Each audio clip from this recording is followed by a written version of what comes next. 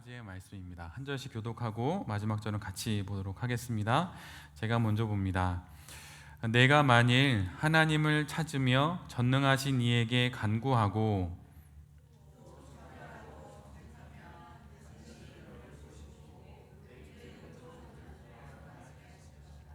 내 시작은 미약하였으나 내 나중은 심히 창대하리라.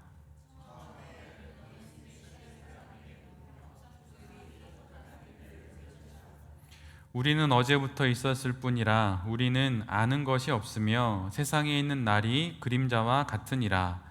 그들이 내게 가르쳐 이르지 아니하겠느냐? 그 마음에서 나오는 말을 하지 아니하겠느냐? 아멘. 오늘은 욥기 8장의 말씀을 갖고 사업이 예상을 벗어날 때라고 하는 말씀으로 함께 하나님 말씀을 나누도록 하겠습니다. 우리가 함께 읽은 오늘의 본문 말씀 중에 우리 모두에게 잘 알려져 있는 말씀은 7절의 말씀이지요. 내 시작은 미약하였으나 내 나중은 심히 창대하리라. 개업 예배에 가면 항상 많이 드리게 되는 그런 말씀이기도 한데요. 사실은 이 말은 그런 의미는 아니라고 하는 것도 많이 들으셨을 것입니다. 왜냐하면 이 말씀은 하나님이 하신 말씀도 아니고 욥이 했던 말씀 이야기도 아니고 욥의 이 고난을 두고 그것을 비난했던 친구 중에 한 명인 빌닷이 했던 이야기이기 때문입니다. 맥락을 찾아 읽어보면 전혀 다른 의미가 있어요. 지난주 우리가 함께 살펴봤던 것처럼 엘리바스, 나이가 제일 많았던 연장자인 엘리바스의 여러 가지 이야기에 대해서 욥이 대답을 하게 됩니다. 그렇게 해서 그렇게 한 문답이 끝나게 되지요. 근데 그 끝난 이후에 빌닷이 다시 등장해요. 그리고 빌닷이 이야기를 시작합니다. 그런데 그의 이야기 역시 인과관계의 시선으로 욥에게 충고를 하고 있어요. 말 그대로 원인이 있고 그 결과에 의해서 네가 지금 이런 일을 겪고 있다고 그렇게 빌닷이 욥에게 설명을 합니다. 여러분도 혹시 고난을 겪게 되거나 어려움을 만나셨을 때 첫 번째로 가지시는 생각이 무슨 생각이신가요? 만약 어떤 사업을 했거나 아니면 자녀를 키우거나 집안의 여러 가지 일들 가운데 불행한 어떤 일을 만났을 때 여러분이 갖게 되는 첫 번째 마음이 무엇인가요? 내가 뭐 잘못했나? 뭐 이런 거죠. 내가 무슨 잘못을 저질러서 그게 원인이 되어서 이런 일을 겪게 되나? 이렇게 보통 마음을 갖게 될 것입니다. 근데 그런 마음을 갖는 것 자체가 문제가 된다고 할 수는 없어요. 많은 문제들 앞에 내가 알지 못하는 일들이 있을 수 있으니까 내가 뭐 잘못했나 이렇게 생각할 수는 있는 것이죠. 근데 그 한 시선으로 내가 지금 맞이하고 있는 이 문제를 풀 수는 없습니다. 그래서 그 인과관계의 시선을 갖고 내가 겪고 있는 어떤 문제를 처음부터 끝까지 잘 풀고 해석할 수 있다고 생각해서는 안 되는 것이죠. 욥이 지금 겪고 있는 고난 모두가 원인이 있고 그로 인해서 지금의 결과를 맞게 되었다고 빌닷은 이야기를 해요. 엘리바스는 자신의 연륜을 갖고 나이를 많이 먹었으니 내 얘기를 좀 들어보라고 하면서 욥을 충고하고, 이제 빌닷은 전문가의 이야기를 가지고 와서 욥에게 이야기를 합니다. 옛 시대의 사람들, 조상들의 이야기를 들어보니 이러이러하더라. 그러니 너도 그 사람들의 이야기에 귀를 기울여야 한다. 이렇게 이야기를 합니다. 그의 말에 의하면 고작 어제를 지나서 오늘을 살다가 내일이면 그렇게 죽을 짧은 인생이 욥입니다. 마치 오후의 햇살에 잠시 나타났다 사라지는 그런 그림자와 같은 인생이 바로 욥이라고 하는 것이죠. 반면에 지금 빌닷이 내가 이제 말하려고 하는 그 선인들은, 그 조상들의 조언은 수많은 세월 속에서 풍파를 견뎌냈고 시간의 검증을 거쳐서 지금 이 자리에까지 살아남은 그런 교훈이자 조언이라고 이야기를 합니다. 마치 서점에 가면 스테디셀러처럼 아니면 고전 문학처럼 수백 년, 수십 년 세월의 검증을 거친 그런 조언이라고 말하면서 그것을 이야기를 해요. 그래서 빌닷은 욥에게 고집 부리지 말라고, 그리고 옛 시대의 사람들에게 물어보라고, 그래서 세월의 검증 속에서 선조들이 배운 삶의 지혜를 터득하라고, 그것을 받아들이라고 그렇게 이야기합니다. 모든 것이 사라진 지금의 이 고통의 순간이 그래서 나중에 창대함을 위한 미약한 시작이 될 수 있도록 옛 선조들로부터 배우라고 그렇게 이야기를 해요.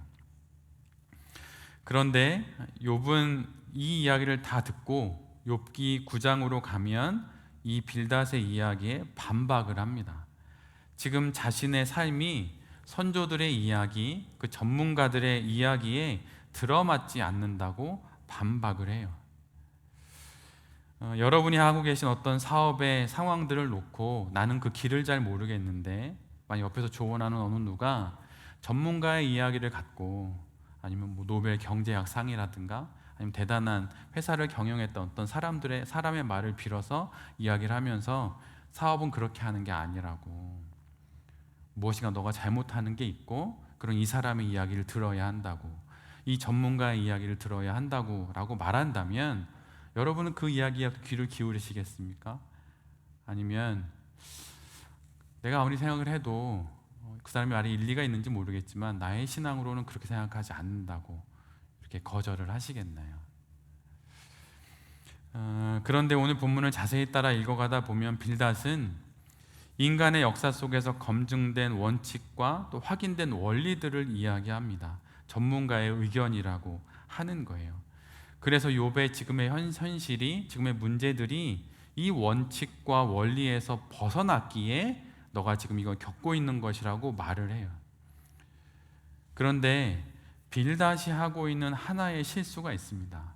근데 사실 이것은 하나라고 말하지만 가장 치명적인 실수예요. 그것은 무엇이냐면 하나님, 빌닷이 지금 말하고 있는 하나님은 우리의 삶을 이끌어 가실 때 인류의 역사 속에서 검증된 원칙과 원리에서 벗어나게 인도하기도 하신다는 사실입니다. 하나님이 이 세상의 원칙과 원리에 따라서만 우리의 인생을 이끌어 간다면 그러면 도대체 우리가 알고 있는 전문가들의 지혜를 벗어나는 하나님은 없는 것인가요?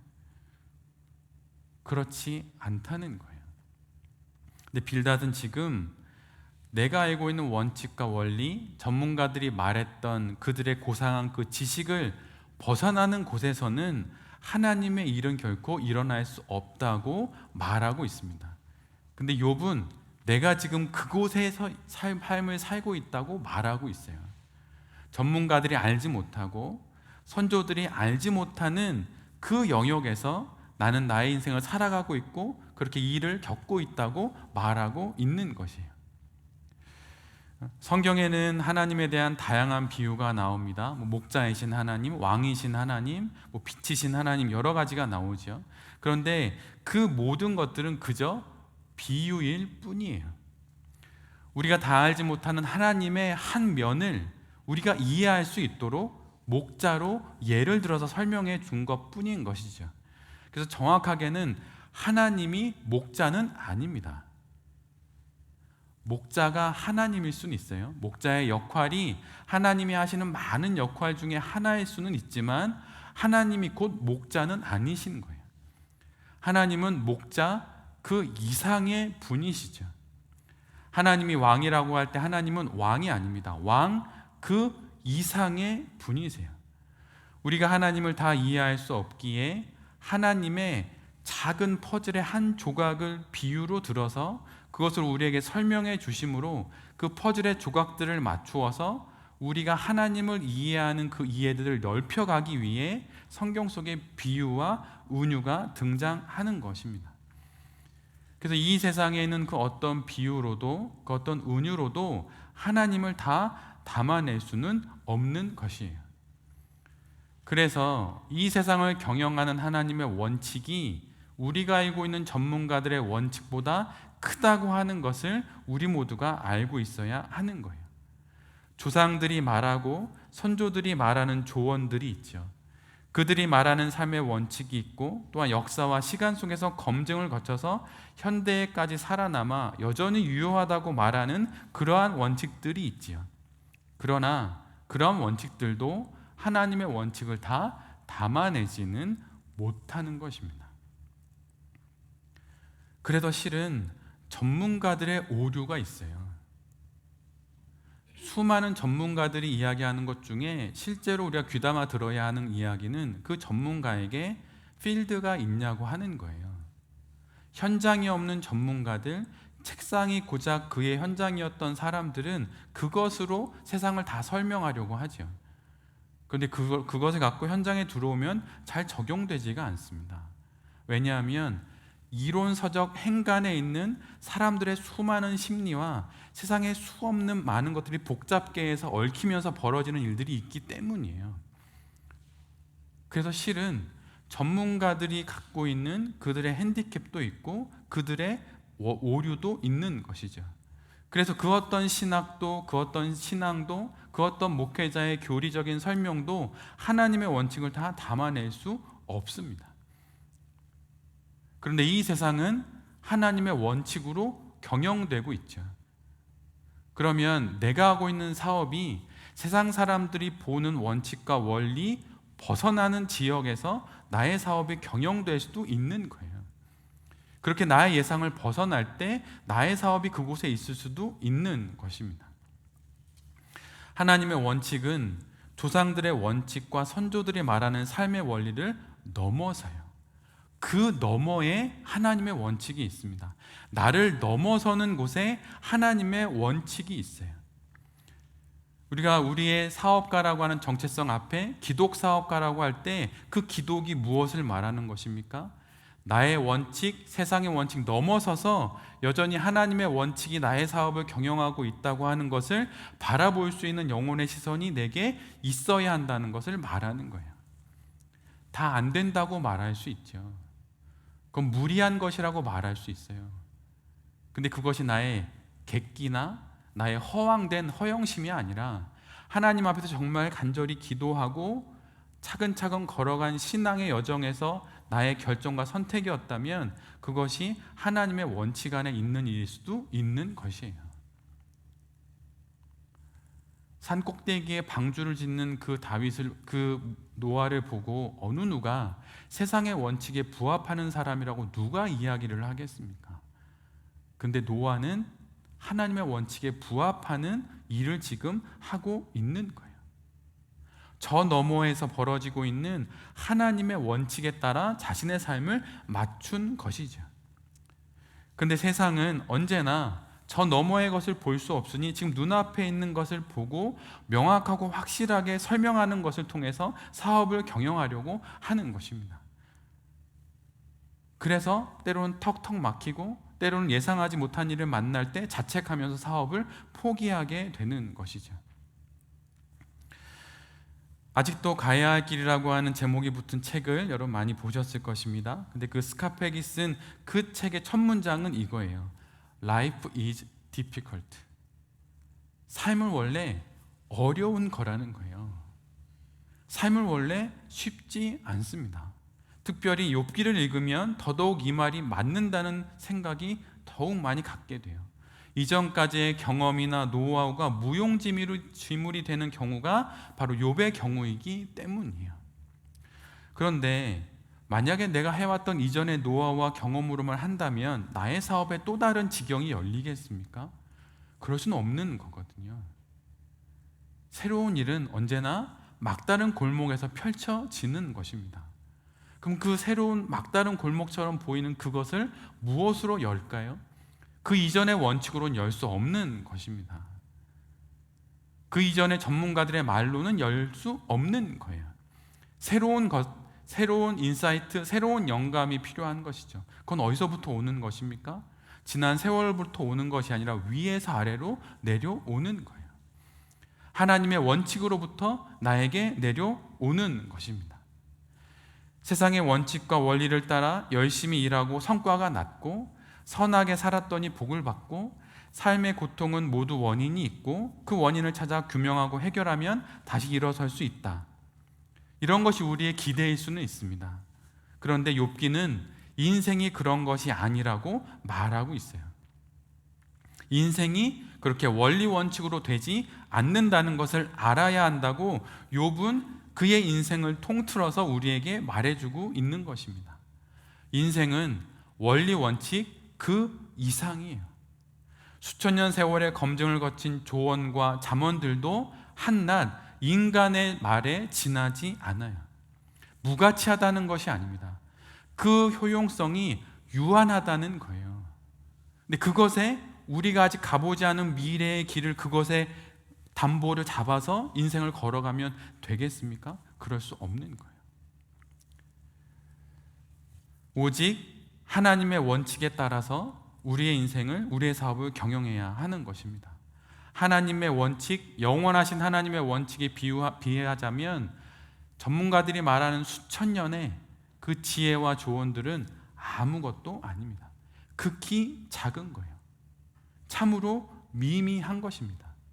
그런데 바로 이 지점에서 우리의 삶이, 우리의 사업이 하나님을 믿는 신앙을 통해서 다시 새롭게 시작됩니다.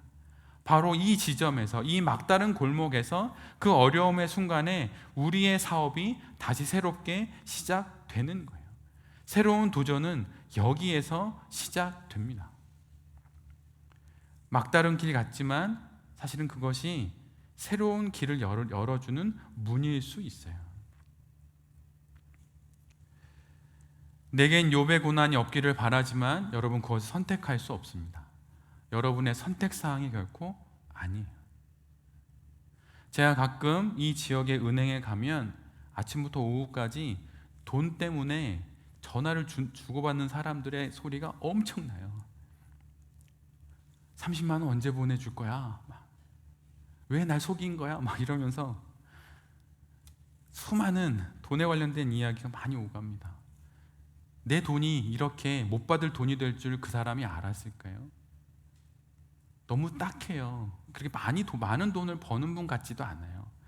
행색이나 모양을 봤을 때 그것을 은행에서 볼 때 너무 마음이 안타깝습니다. 빨리 그분의 문제가 해결되었으면 하는 바람을 마음속으로 갖게 돼요. 다시는 속지 마시기를 바라는 마음도 갖게 되고. 그런데 그것이 어찌 우리가 지혜의 이 나를 날카롭게 세운다고 그걸 다 피해갈 수 있을까요? 그럴 수 없지요. 시련이 있고 어려움이 있습니다. 아무리 삶을 빼곡히 써내려가고 여백 없이 빈틈없이 채워가려고 하더라도 우리에겐 언제나 그런 여백이 있고 그런 시련과 고난이 있기 마련이에요.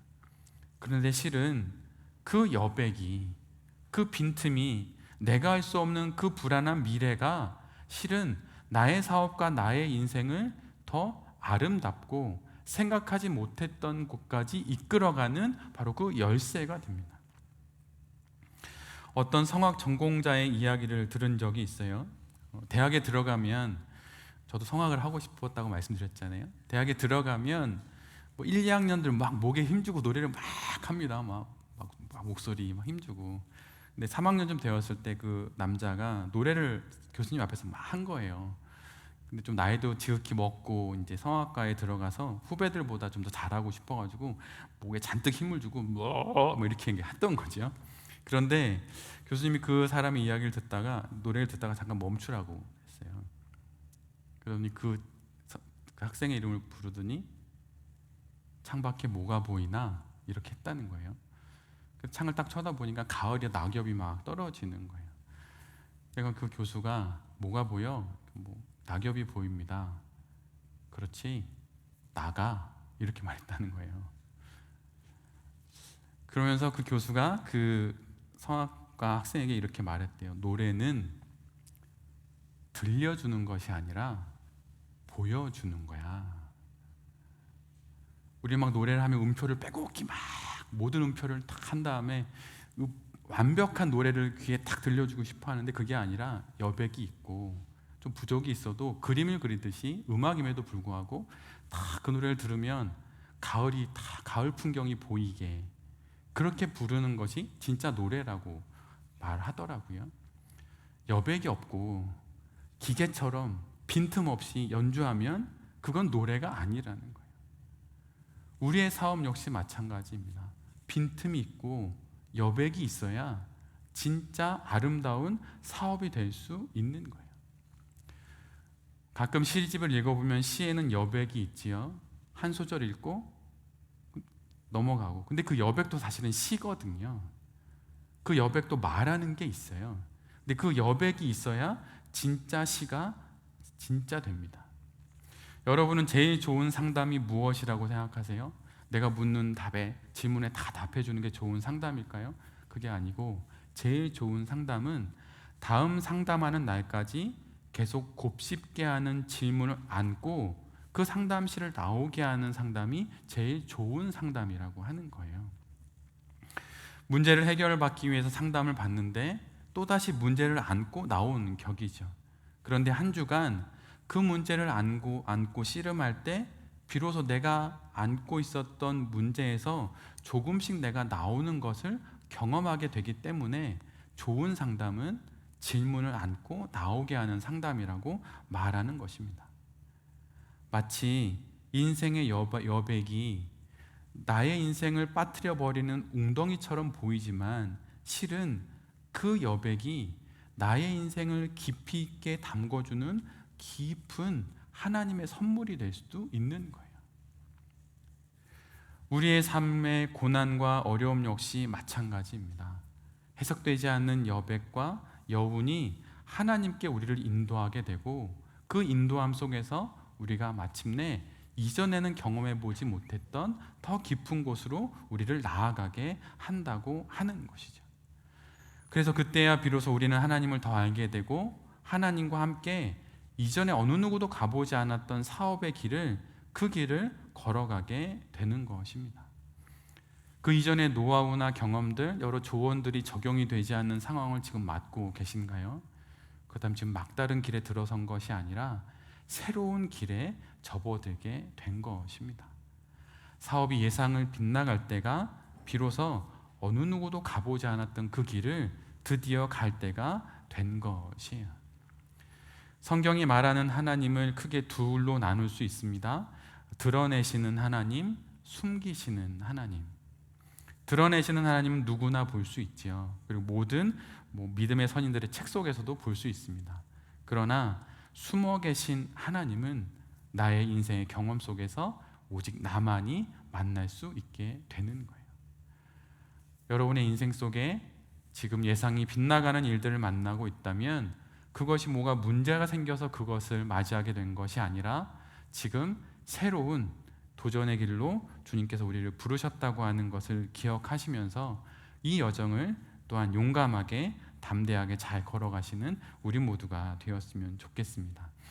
욥과 같이 우리도 단 한 번의 인생을 삽니다. 또 그 인생 속에서 여러 문제를 만나기도 하게 되는데 그 문제들을 만났을 때 수렁에 빠진 것처럼 여기지 마시고 그 여백이 나를 더 높은 곳으로 이끄실 하나님의 도움닫기와 같은 역할을 할 것을 믿고 다시 한번 힘내어서 사업을 해나가시는 모든 대표님들이 되실 수 있기를 간절히 기도드립니다.